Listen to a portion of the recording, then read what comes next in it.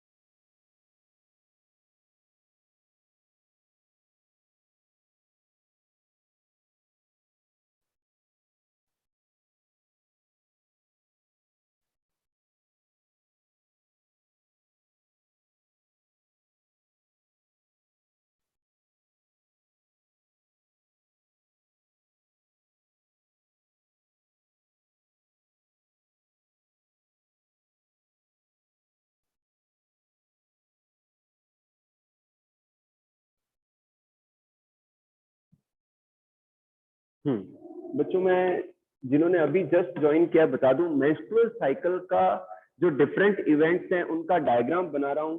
और इस डायग्राम में चार चीजें मैं इंक्लूड करूंगा।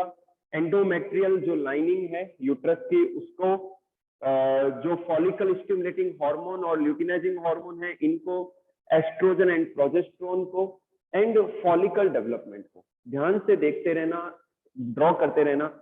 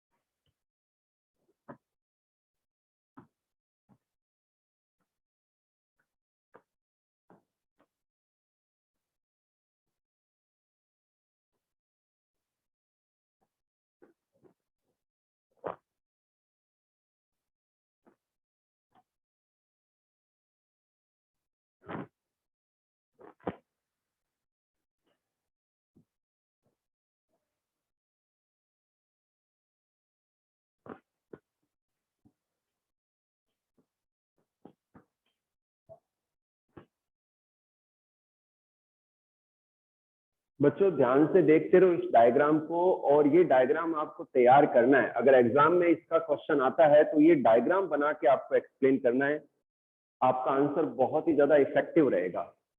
ठीक है,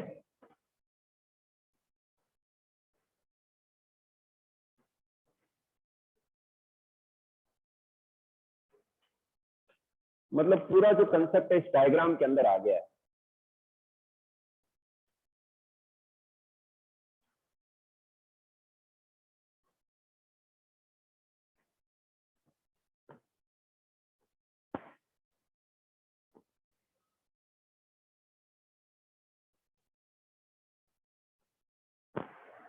हम्म,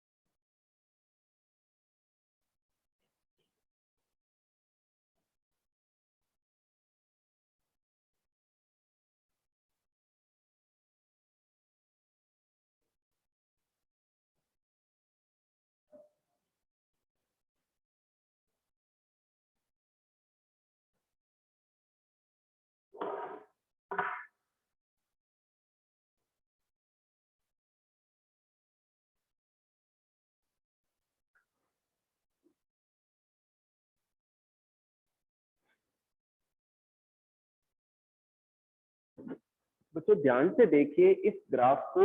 मैंने इस ग्राफ के अंदर 4 जो चीजें हैं वो एक्सप्लेन कर दी हैं। ध्यान से देखिए, हम बात करते हैं मेंस्ट्रुअल साइकिल के टाइमिंग की। मेंस्ट्रुअल साइकिल का जो टाइम ड्यूरेशन है वो 28 या 29 डेज है। तो यहाँ ग्राफ के ऊपर नीचे की एक्सिस पर मैंने 0, 1, 2 से लेकर 28 तक नंबर डाल दिया है, जो डेज को शो कर रहे हैं। जो किसको शो कर रहे हैं? डेज को शो कर रहे हैं। इसमें बच्चों 1 से लेकर 5 तक जो डेज है ये मेंस्ट्रुअल फेज का टाइम ड्यूरेशन है। फिर 6 टू लेकर 13 डेज प्रोलिफरेटिव और फॉलिकुलर फेज का टाइम ड्यूरेशन है। 14th डे ओव्यूलेटरी फेज है, जहां पर ओव्यूलेशन होता है। और फिर 17 से लेकर लास्ट जो डे है वहां तक ल्यूटियल या सिक्रेटरी फेज है। ठीक है बच्चों, अब ध्यान से देखिए, पहला जो है एंडोमेट्रियल लाइनिंग को बता रहा है। जो पहला जो डायग्राम मैंने बनाया है यहाँ पर, एंडोमेट्रियल लाइनिंग। ठीक है, तो यहां देखिए मेंस्ट्रुअल फेज के अंदर एंडोमेट्रियल लाइनिंग डिप्लीट हो रही है।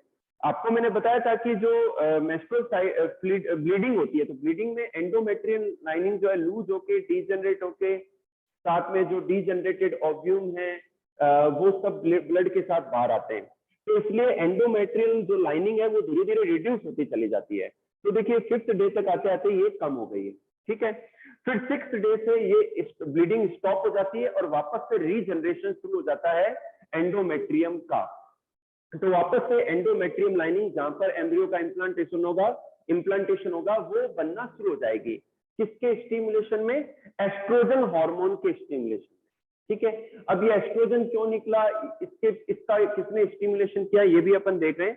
तो यहाँ पर एंडोमेट्रियम लाइनिंग 13 डे तक वापस बनती है और फिर ये बनी रहती है। अगर फर्टिलाइजेशन होता है तो फिर ये बनी रहती है, और नहीं तो फर्टिलाइजेशन की एब्सेंस में ये वापस से डिप्लीट होना स्टार्ट कर देती है। तो ये तो हो गया पहला डायग्राम।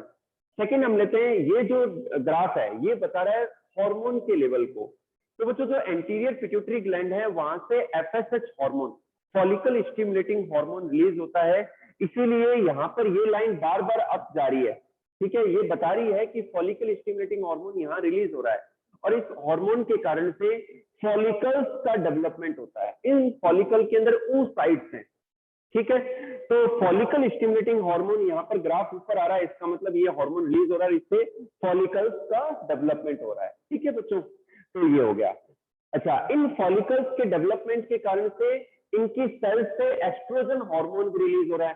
तो यहाँ पर ये एस्ट्रोजन हार्मोन रिलीज हो रहा है, जो कि एंडोमेट्रियम की लाइनिंग को भी इंड्यूस कर रहा है रीजनरेट होने के लिए। ठीक है, अच्छा नेक्स्ट लेते हैं हम ल्यूटिनाइजिंग हार्मोन। ल्यूटिनाइजिंग हार्मोन यहाँ बच्चों कहीं रिलीज नहीं हो रहा है, लेकिन 13-14 डे पर ये रिलीज होता है और मैक्सिमम अमाउंट में रिलीज होता है, जिसे हम एलएच सर्ज कहते हैं। क्या कहते हैं? एलएच सर्ज कहते हैं, और वापस से ये नीचे चला जाता है। ठीक है, नेक्स्ट हम लेते हैं यहाँ पर एस्ट्रोजन। फॉलिकल स्टिमुलेटिंग हार्मोन के कारण से डेवलपिंग फॉलिकल्स की सेल से एस्ट्रोजन हार्मोन रिलीज होता है। तो यहाँ पर देखिए ग्राफ ऊपर जा रहा है बार बार, और ये शो कर रहा है कि यहाँ पर एस्ट्रोजन हार्मोन रिलीज हो रहा है। ठीक है, तो इस तरीके से। सेकंड लेते हैं प्रोजेस्टेरोन। प्रोजेस्टेरोन की बात करेंगे। यहाँ देखिए बच्चों ये फॉलिकल्स हैं, ये प्राइमरी फॉलिकल, सेकेंडरी, टर्सी, ये ग्राफिन फॉलिकल जिसके अंदर सेकेंडरी oocyte है। 14th डे पर जब ल्यूटिनाइजिंग हार्मोन रिलीज होता है तो ग्राफिन फॉलिकल रप्चर हो जाता है, ब्रस्ट हो जाता है, और ओव्यूम बाहर रिलीज हो जाता है। तो the release of ovum, the release of ovum is called ovulation. इसे हम क्या कहते हैं? ओव्यूलेशन कहते हैं। तो ये ओव्यूलेशन है। पीछे ये जो स्ट्रक्चर है ये किसमें कन्वर्ट हो गई? कॉर्पस ल्यूटियम में कन्वर्ट हो गई, और ये अब प्रोजेस्टेरोन हार्मोन को रिलीज करेगा। ठीक है, अगर फर्टिलाइजेशन हो जाता है और जाइगोट एंड एम्ब्रियो बन जाते हैं तो अगले 3 मंथ तक कॉर्पस ल्यूटियम ही प्रोजेस्टेरोन को रिलीज करता है। अगर फर्टिलाइजेशन एब्सेंस होता है, फर्टिलाइजेशन नहीं होता, तो उस कंडीशन में ये सारी जो प्रिपरेशन है बेकार जाती है। तो यहाँ पर कॉर्पस ल्यूटियम धीरे धीरे डीजनरेट हो जाता है और कॉर्पस एल्बिकेंस बना लेता है। ठीक है, अच्छा बच्चों यहाँ पर मैंने प्रोजेस्टेरोन का बताया। यहाँ देखिए प्रोजेस्टेरोन का ग्राफ नीचे है, लेकिन जैसे ही यहाँ पर कॉर्पस ल्यूटियम बनता है तो प्रोजेस्टेरोन का ग्राफ जो है ऊपर चला जाता है और प्रोजेस्टेरोन रिलीज को शो करता है। तो यहाँ पर ग्राफ बड़ा है, इसका मतलब यहाँ पर प्रोजेस्टेरोन हार्मोन भी रिलीज हुआ है। तो ये बच्चों साइक्लिकल इवेंट्स पाए जाते हैं मेंस्ट्रुअल साइकिल के दौरान। ठीक है, अगर आपको यहाँ तक कोई प्रॉब्लम है, कुछ पूछना है तो पूछ लो। अगर इस टॉपिक तक कहीं कोई दिक्कत है तो आप पूछ सकते हो मेरे से। रेज योर हैंड अगर आपको कुछ पूछना है, और अगर नहीं पूछना तो एक बार हैंड रेज कर दो कि हाँ सर समझ में आ गया हमें।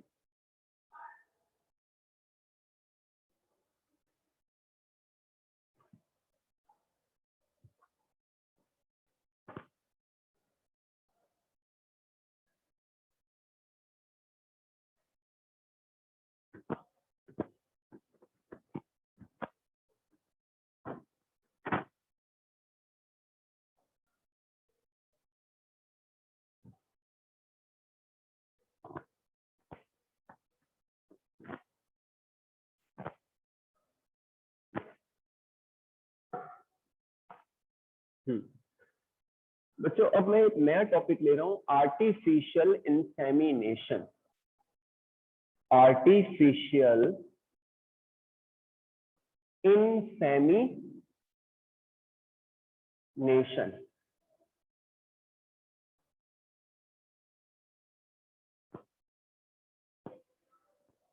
इसे इन शॉर्ट AIB कहते हैं। ठीक है, तो नेक्स्ट टॉपिक क्या है? Artificial insemination.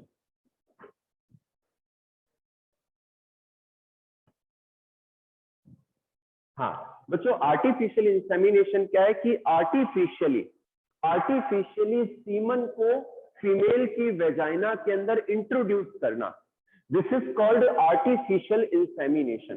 तो ये बेनिफिशियल है, और ह्यूमन में कई इथिकल और कई लीगल प्रॉब्लम्स आती हैं, लेकिन जो एनिमल्स हैं, जो अदर एनिमल्स हैं, उनमें तो ये यूज किया जाता ही है। ठीक है ना। तो आर्टिफिशियल इंसेमिनेशन के द्वारा सीमन को स्टोर कर लिया जाता है, उनको फिक्स कर लिया जाता है, कॉन्सेंट्रेट कर लिया जाता है, और डिस्टेंट प्लेसेस तक उनको भेजा जा सकता है without sending the animal there. मतलब जो मेल एनिमल है उसको कहीं और भेजने की जरूरत नहीं है, उसके सीमन को कलेक्ट करके किसी दूसरी जगह सेंड किया जा सकता है। तो मेनली एनिमल्स में ये ज्यादा बेनिफिशियल है, क्योंकि कोई हाई कैरेक्टर वाला एनिमल, मेल एनिमल है, हाई ब्रीड वाला मेल एनिमल है, तो उसके सीमन को लेके किसी और एरिया या किसी और जगह का जो फीमेल एनिमल है उसके वेजाइना के अंदर इसको इंट्रोड्यूस कर दिया जाता है। इसे हम क्या कहते हैं? AI कहते हैं, आर्टिफिशियल इंसेमिनेशन कहते हैं।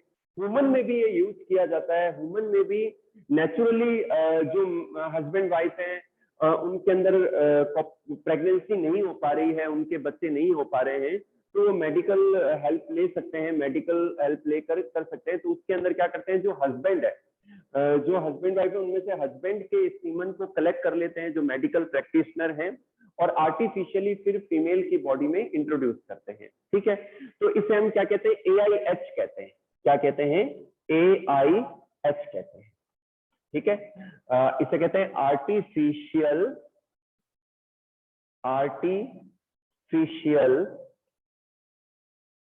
इंसेमिनेशन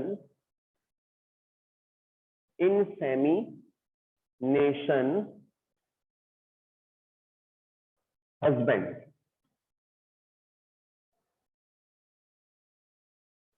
ठीक है, तो इसे हम AIH कहते हैं। अब मान लो कई बार ये भी देखने को मिलता है कि जो हस्बैंड है उनका जो सीमन है उसपे स्पर्म के काउंटिंग कम है। जनरली एक इजैक्यूलेट के अंदर जो सीमन है उसके अंदर 200 से 300 मिलियन स्पर्म पाए जाते हैं। ठीक है ना, लेकिन कई बार ऐसा भी होता है न्यूट्रिशन की कमी होने से मेल के अंदर जो स्पर्म का काउंट है वो डिक्रीज हो जाता है, नंबर ऑफ स्पर्म कम होते हैं इजैक्यूलेशन के अंदर। तो उस कंडीशन में, अच्छा एक तो ये रीजन हो गया। एक रीजन ये भी है कि कई बार जो स्पर्म होता है वो फॉल्टी होता है, वो इतना कैपेबल होता ही नहीं है कि वो ओव्यूम को फर्टिलाइज कर पाए। तो फिर उस कंडीशन में जो है डोनर, किसी दूसरे डोनर का सीमन काम में लिया जा सकता है और आर्टिफिशियली इंसेमिनेट करके फीमेल को प्रेग्नेंट किया जा सकता है। आपने बच्चों वो मूवी देखी होगी विकी डोनर, तो उस विकी डोनर मूवी के अंदर ये बताया गया है कि कैसे जो हस्बैंड वाइफ जिनके बच्चे नहीं हो पा रहे हैं तो वो एक डॉक्टर से सलाह लेते हैं, एक मेडिकल प्रैक्टिशनर से, तो वो उन्हें आर्टिफिशियली इंसेमिनेट करवाता है एक डोनर का सीमन लेकर। ठीक है ना, लेकिन यहाँ पर कई सारे लीगल और इथिकल प्रॉब्लम्स आ जाती हैं। ठीक है, तो हमारा जो समाज है वो इस चीज को अलाउ नहीं करता है। हम जिस शहर में, हम जिस सोसाइटी में रह रहे हैं वो इन चीजों को इतना अभी तक अलाउ नहीं करता है। ठीक है, तो अगर डोनर, किसी डोनर से सीमन को लिया है तो इसे हम कहते हैं AID। इसे हम क्या कहते हैं, AID, artificial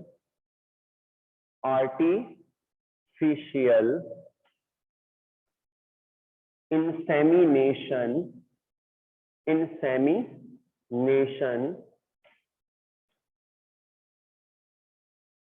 donor, artificial insemination donor. ठीक है बच्चों, तो अच्छा बच्चों, आर्टिफिशियल इंसेमिनेशन के द्वारा अगर किसी हस्बैंड वाइफ को बच्चा होता है तो इस तरीके से जो बच्चा पैदा होता है उसे हम ट्यूब बेबी कहते हैं। क्या कहते हैं, ट्यूब बेबी कहते हैं। ठीक है, टेस्ट ट्यूब बेबी के कंसेप्ट को भी समझेंगे। नेक्स्ट टॉपिक लेते हैं, स्पर्म और ओव्यूम किस तरीके से जो है फंक्शन प्ले करते हैं। हाँ बच्चों, अब बात करते हैं स्पर्म की। जनरली जब मेल और फीमेल के बीच में सेक्सुअल कांटेक्ट होता है, उनके बीच में क्रॉस होता है, तो जो इस क्रॉस के दौरान मेल अपने सीमन को फीमेल की वेजाइना में रिलीज कर देता है, और ये इस सीमन के अंदर, इस इजैकुलेट के अंदर 200 से भी ज्यादा स्पर्म होते हैं, जिनमें से कोई 100 जो स्पर्म है वो ही फैलोपियन ट्यूब तक पहुंचते हैं ओव्यूम की सर्च में। ठीक है, तो स्पर्म खुद भी मोटाइल होता है, अपनी टेल के द्वारा मूवमेंट करता है। इसके अलावा जो यूट्रस का जो कॉन्ट्रैक्शन है वो यूट्रस का फ्लूइड, और इसके अलावा जो फैलोपियन ट्यूब का जो कॉन्ट्रैक्शन है उसके द्वारा भी स्पर्म को हेल्प मिलती है ओव्यूम तक पहुंचने में। ठीक है बच्चों, तो ये इस तरीके से जो स्पर्म है वो ओव्यूम तक पहुंच पाते हैं। अब हम स्पर्म की एक्टिविटी समझेंगे, स्पर्म एंड ओव्यूम की एक्टिविटी। स्पर्म एंड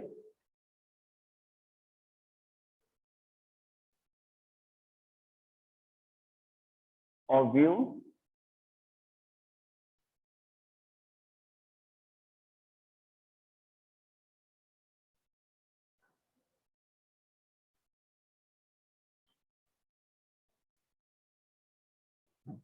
तो स्पर्म एंड ओव्यूम एक्टिविटी को समझते हैं बच्चों। जनरली क्या होता है कि एक्रोसोम रिएक्शन क्या है कि जब स्पर्म कोई 100 स्पर्म ओव्यूम तक पहुंच जाते हैं तो मैंने आपको बताया था कि ओव्यूम के बाहर जो है ओव्यूम की मेम्ब्रेन के बाहर जोना पेलुसिडा है जो कि ग्लाइकोप्रोटीन की बनी होती है। जोना पेलुसिडा के बाहर रेडियल सेल्स होती है जिसे हम कोरोना रेडिएटा की लेयर कहते हैं। तो ये सारे स्पर्म क्या होते हैं कि कोरोना रेडिएटा के बाहर इकट्ठे हो जाते हैं। ठीक है। अब जो स्पर्म का जो एक्रोसोम पार्ट है वो 3 टाइप के एंजाइम रिलीज करता है, जो पहले कोरोना रेडिएटा को डाइजेस्ट करता है, फिर जोना पेलुसिडा को, और फिर वो स्पर्म की ओव्यूम की मेम्ब्रेन तक पहुंचता है। ठीक है। सेकंड बात ये है अच्छा मैं एक एंजाइम के नाम बता ही देता हूँ, हाइलुरोनिडेज, कोरोना रेडिएटा एंजाइम, ठीक है, और लाइसिन, जोना लाइसिन एंजाइम। ये 3 टाइप के एंजाइम है जो ओव्यूम तक पहुंचने में हेल्प करते हैं स्पर्म को। स्पर्म जब ओव्यूम तक पहुंच जाता है तो स्पर्म की मेम्ब्रेन और ओव्यूम की मेम्ब्रेन में कनेक्शन होता है जिससे स्पर्म अपने न्यूक्लियस को रिलीज कर पाता है। जनरली ओव्यूम और स्पर्म के फ्यूजन के समय जो स्पर्म का हेड पार्ट है वो ही ओव्यूम के अंदर चला जाता है, पीछे का पार्ट अलग हो जाता है, यानी कि मिडिल पीस और जो टेल है वो अलग हो जाती है। ठीक है बच्चों, तो ये चीज ध्यान रखनी है आपको। अच्छा, इसके अलावा जैसे ही हेड पार्ट अंदर एंटर होता है तो मैंने आपको बताया था कि जोना ओव्यूम की मेम्ब्रेन के नीचे कॉर्टिकल ग्रेन्यूल्स होते हैं, तो वो कुछ एंजाइम रिलीज करते हैं जो कि ओव्यूम की प्लाज्मा मेम्ब्रेन और जोना पेलुसिडा के बीच में इकट्ठे हो जाते हैं और वो एक स्पर्म ब्लॉकेज बना देते हैं। यानी कि यहाँ पर अब पॉलीस्पर्मी नहीं होती, एक स्पर्म के हेड के एंटर होने के बाद में एक ब्लॉक बन जाता है एंजाइम का ओव्यूम की मेम्ब्रेन और जोना पेलुसिडा के बीच में, जिससे दूसरे जो स्पर्म है वो अंदर एंटर नहीं हो पाते हैं। तो पॉलीस्पर्मी को इस तरीके से अवॉइड किया जाता है। ठीक है बच्चों, तो ये एक कंसेप्ट है। जब स्पर्म का हेड अंदर चला जाता है तो आपको मैं बता दूं न्यूक्लियर मेम्ब्रेन हट जाती है स्पर्म की और जो क्रोमोसोम है 23 वो फ्री हो जाते हैं ओव्यूम के अंदर। इसी तरीके से ओव्यूम की जो न्यूक्लियर मेम्ब्रेन है वो भी डिसअपियर हो जाती है और इस तरीके से अब स्पिंडल सेंट्रियोल्स के द्वारा स्पिंडल फाइबर्स बनते हैं। अब जो है क्रोमोसोम्स का डिवीजन, यानी कि अब 46 क्रोमोसोम हो चुके हैं, जाइगोट बन चुका है लेकिन न्यूक्लियर मेम्ब्रेन नहीं है। अब इस जाइगोट का सीधा ही माइटोटिक डिवीजन होता है जिससे 2 सेल बन जाती है, 2 से फिर 4 सेल, 4 से 8, और इस तरीके से मल्टी सेलुलर एम्ब्रियो की स्ट्रक्चर बन जाती है। तो इस तरीके से बच्चों स्पर्म एंड ओव्यूम की एक्टिविटी ड्यूरिंग द फ्यूजन देखने को मिलती है। नेक्स्ट टॉपिक है fertilisation. Fertilisation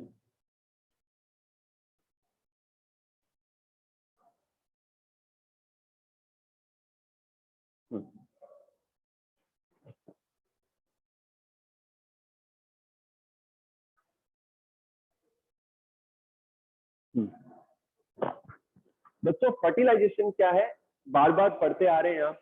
the fusion of sperm and ovum, the fusion of sperm and ovum is called fertilisation. इसे हम क्या कहते हैं, फर्टिलाइजेशन कहते हैं। और ये फेलोपियन ट्यूब के एम्पुला पार्ट में पाया जाता है। ठीक है, it leads to formation of zygote then by mitotic division into the embryo. ठीक है, ये बात हो गई फर्टिलाइजेशन की। एक और चीज मैं बताना चाह रहा हूं बच्चों, कंपटीशन का पार्ट है ये कि जो एक्रोसोम रिएक्शन होती है और जब स्पर्म पहुंचते हैं ओव्यूम तक तो वहां पर मैग्नीशियम आयन, कैल्शियम आयन, एक पीएच, ठीक है, और टेम्परेचर का रोल होता है। ठीक है, और जो स्पर्म वेजाइना के द्वारा यूट्रस के होते हुए मूव करते हैं तो एल्केलाइन मीडियम स्पर्म को सपोर्ट करता है। जो एल्केलाइन मीडियम है फीमेल रिप्रोडक्टिव ट्रैक्ट का वो ज्यादा बेटर रहता है, सपोर्ट करता है स्पर्म की मोटिलिटी में। ठीक है, अब तो जल्दी से मैं आपको सेक्स डिटर्मिनेशन समझा देता हूं। कल की क्लास में हम क्लीवेज को समझेंगे, क्लीवेज यानी कि एम्ब्रियो का डेवलपमेंट कैसे होता है वो समझेंगे। ठीक है,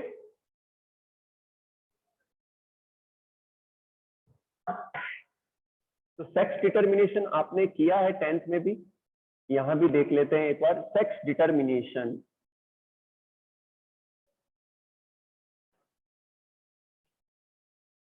sex determination in humans।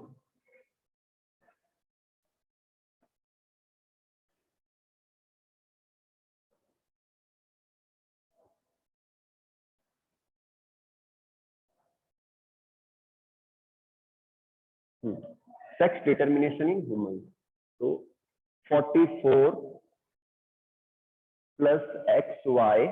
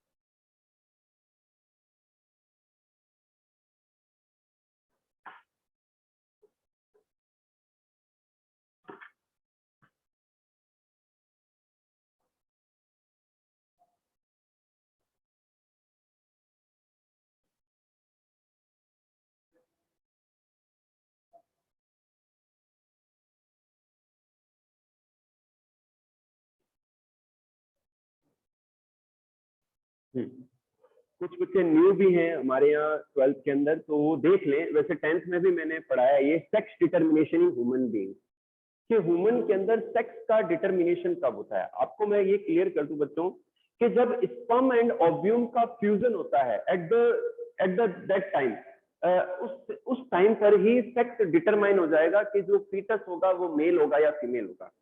कैसे बच्चों? मेल के अंदर 44 प्लस XY क्रोमोसोम पाए जाते हैं, 44 ऑटोजोम्स हैं, XY सेक्स क्रोमोसोम है। इसी तरीके से फीमेल के अंदर 44 प्लस XX क्रोमोसोम पाए जाते हैं, यहाँ पर XX सेक्स क्रोमोसोम है। जब मेल के अंदर टेस्टिस के अंदर मियोसिस होता है तो जो स्पर्म बनते हैं वो दो तरीके के बनते हैं। आधे स्पर्म तो वो होते हैं जो 22 प्लस X क्रोमोसोम वाले होते हैं, और आधे स्पर्म वो होते हैं जो 22 प्लस Y क्रोमोसोम वाले होते हैं। ठीक है, लेकिन फीमेल के अंदर जब मियोसिस होता है उनमें जो oocytes बनते हैं वो सेम क्रोमोसोम वाले होते हैं, 22 प्लस X क्रोमोसोम वाले। ठीक है बच्चों, तो जब इस स्पर्म का फ्यूजन इससे होता है तो 22 XX 44 प्लस XX। ठीक है, जब इसका फ्यूजन इससे होता है तब भी क्या होगा? 44 प्लस XX, यानी कि 44 प्लस XX जो क्रोमोसोम है ये फीमेल होने के लिए रेस्पॉन्सिबल है। तो यहाँ क्या होगी? बेबी गर्ल यानी कि फीटस जो है वो फीमेल होगा। सेकेंड लेते हैं कि अगर ये स्पर्म 22 प्लस Y क्रोमोसोम वाला स्पर्म अगर इससे फ्यूज होता है तो 44 प्लस XY क्रोमोसोम आएंगे फीमेल फीटस के अंदर और ये मेल होगा। और इस स्पर्म का फ्यूजन यदि इससे होता है तो 22 Y और X XY, तो यहाँ पर 44 प्लस XY होगा, ये भी क्या होगा? मेल फीटस होगा। तो जब 22 प्लस Y क्रोमोसोम वाला स्पर्म जब ओव्यूम से फ्यूज होता है तो बेबी बॉय होता है, जो फीटस डेवलप होता है वो मेल होता है। ठीक है बच्चों, तो इस तरीके से जो मेल का स्पर्म है वो रेस्पॉन्सिबल है, जो फीटस मेल होगा या फीमेल होगा, गर्ल होगी या बॉय चाइल्ड पैदा होगा, ये डिपेंड करता है मेल के 22 प्लस Y क्रोमोसोम वाले स्पर्म और 22 प्लस X क्रोमोसोम वाले स्पर्म के ऊपर। तो इस तरीके से सेक्स का डिटर्मिनेशन होता है ह्यूमन बीइंग्स के अंदर। 12th क्लास आज इतना ही, रिमेनिंग पार्ट कल की क्लास में करेंगे। अगर कुछ डाउट्स है तो एक बार हैंड रेज कर दो।